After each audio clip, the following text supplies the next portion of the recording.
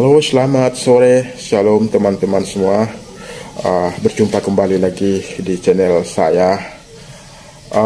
Pada sore hari ini saya akan menginformasikan tentang seorang hamba Tuhan yang masih sangat muda, ya, seorang YouTuber Kristen yang masih sangat muda. Dan saya pikir YouTuber ini, hamba Tuhan ini, ya sangat kreatif, ya, sangat punya banyak kelebihan menjadi seorang YouTuber. Sebaiknya dipakai untuk hal-hal yang baik, ya. Tapi sayang, seorang YouTuber yang masih muda ini justru memakai kelebihan-kelebihannya bukan untuk memakai channel YouTube-nya untuk memberitakan Injil, tapi justru menyerang sana sini, menyerang hamba-hamba Tuhan yang lain. Siapakah dia? Beliau adalah Patrick Smith, ya, pemilik dari channel YouTube Patrick Smith, ya. Yang belakangan ini mungkin teman-teman sudah menyaksikan, ya, di channel YouTube beberapa hamba Tuhan, di mana ada pro dan kontra. Beberapa hamba Tuhan besar di Indonesia yang menanggapi Patrick Smith dilaporkan ke polisi, dan sekarang menurut informasi sudah menjadi tersangka oleh tim dari Pastor Andy Simon, ya, Balikpapan, Kalimantan Timur, ya. Oke, sebelum kita lanjut teman-teman, mungkin saya akan memberikan uraian atau penjelasan sedikit tentang siapa ini Patrick Smith dan mengapa sampai dia dilaporkan oleh pihak tim dari Pastor Andy Simon. Yang pertama, Patrick Smith ini adalah seorang anak muda yang menurut informasi beliau sudah tamat, ya, tamat sarjana teologi STH, tapi masih sebagai vikaris, ya, di Sulawesi Utara, ya. Channel yang beliau punya adalah channel Patrick Smith. Teman-teman bisa lihat di YouTube, ya, channel Patrick Smith. Menurut saya apa yang channel ini sajikan, ya, saya beberapa kali komen di channelnya dia, ya, berdebat dengan dia juga di channelnya dia, karena menurut saya Patrick Smith ini tidak memberitakan firman Tuhan, ya, tidak menyuarakan kebenaran lewat channel yang dia punya, tapi justru dia menyerang gereja-gereja Pentakosta dan karismatik sebagai denominasi gereja-gereja yang sesat. Dia menyerang hamba-hamba Tuhan tertentu, ya, salah satunya adalah Pastor Andy Simon, Gilbert Dumai Indong, Niko Rotor Harjo, dan pendeta-pendeta besar lainnya, ya, termasuk Yesaya Pariaji, ya, dan dia menuduh mereka sebagai penyesat, ya. Ini yang sangat disayangkan, ya. Itu menurut saya kemungkinan pemuda ini ingin supaya channel YouTube-nya banyak subscriber, ya. Dia menyerang atau dia memakai menebeng menyerang hamba-hamba Tuhan yang besar supaya banyak sekali view-nya. Dan ya benar, lumayan, ya, channelnya dia ini terakhir kurang lebih memiliki 19.000 subscriber, ya. Tapi belakangan ini dia tidak lagi memposting karena sudah bermasalah dengan hukum, ya. Ada hal yang penting lagi, ternyata ketika sekarang Patrick Smith sudah sebagai tersangka, ternyata ada hamba-hamba Tuhan besar di Indonesia ini, ada dua kubu. Ada yang membela Patrick Smith, ada juga yang tidak membela Patrick Smith, ya.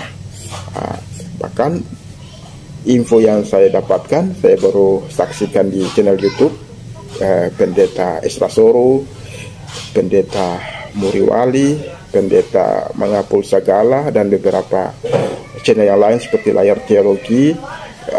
Mereka mau mengumpulkan dana, ya, mencari donasi, ya, untuk menolong Peter Smith ini, karena Peter Smith ini telah menjadi tersangka di kepolisian. Ya. Menurut saya ini agak aneh, ya. Peter Smith ini, ya, dia memang sudah melanggar hukum, ya, melanggar undang-undang ITE, bukan menyerang doktrin, tapi menyerang pribadi, ya. Dia menyebutkan nama orang, mempostingnya di channel YouTube-nya, menjelek-jelekan Pastor Andy Simon dan menjelekkan hamba-hamba Tuhan yang lain, dan akhirnya diberi kesempatan untuk mediasi, tapi dia keras kepala dan akhirnya dilaporkan ke polisi ketika dia menjadi tersangka, dan kemudian dia merengek-rengek ketakutan, merengek-rengek kepada hamba-hamba Tuhan yang lain menjadi pembelanya. Dan anehnya hamba-hamba Tuhan senior yang lainnya bukan menasihati dia, bahkan mereka menyerang Pastor Andy Simon, bahkan mereka ingin mengumpulkan donasi untuk mendukung Peter Smith. Wow, ini berarti fenomena yang aneh menurut saya, ya. Sebagai hamba Tuhan kita harus bersatu, ya, bukan terpecah-pecah saling menyerang, ya. Termasuk Peter Smith ini, saya pikir kalau Peter Smith ini seorang yang gentleman, kalau dia sudah bisa menyerang orang lain, ya, dia keras kepala dan konsekuensinya dia harus dapat. Mengapa kita harus membela orang-orang seperti ini?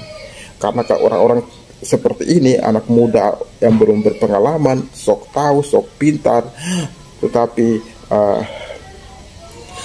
ada yang membela dan dia mungkin tidak bisa dihukum, maka anak muda seperti ini sangat berbahaya sekali. Dia akan mengadu domba bagai hamba-hamba Tuhan. Dia akan mengadu domba denominasi satu dengan denominasi yang lain, ya. Menuduh denominasi satu yang sesat, dia merasa dirinya lebih benar, dan ini sangat berbahaya sekali menurut saya, ya.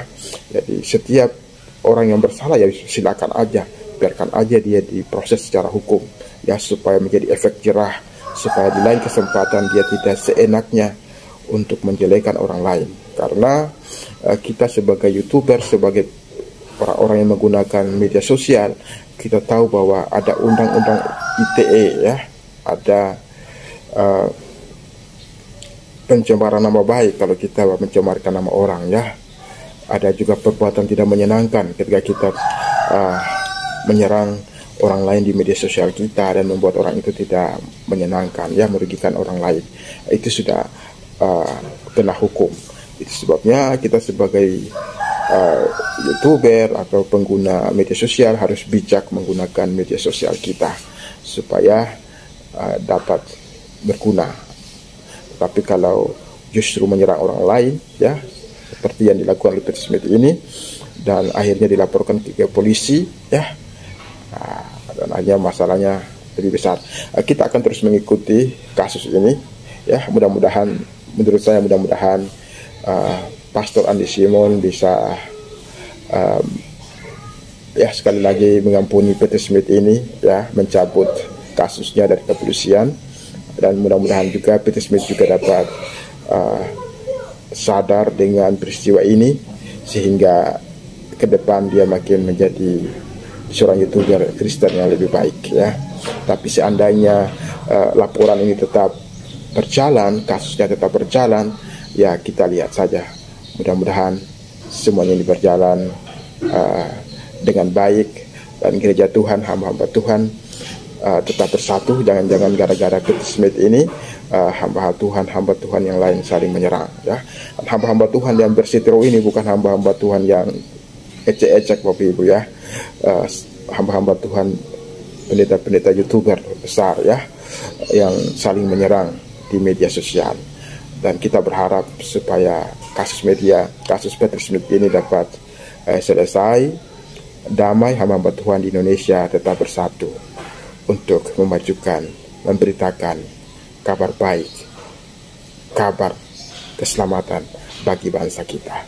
Oke, demikian teman-teman tanggapan saya mengenai masalah ini. Tuhan Yesus memberkati.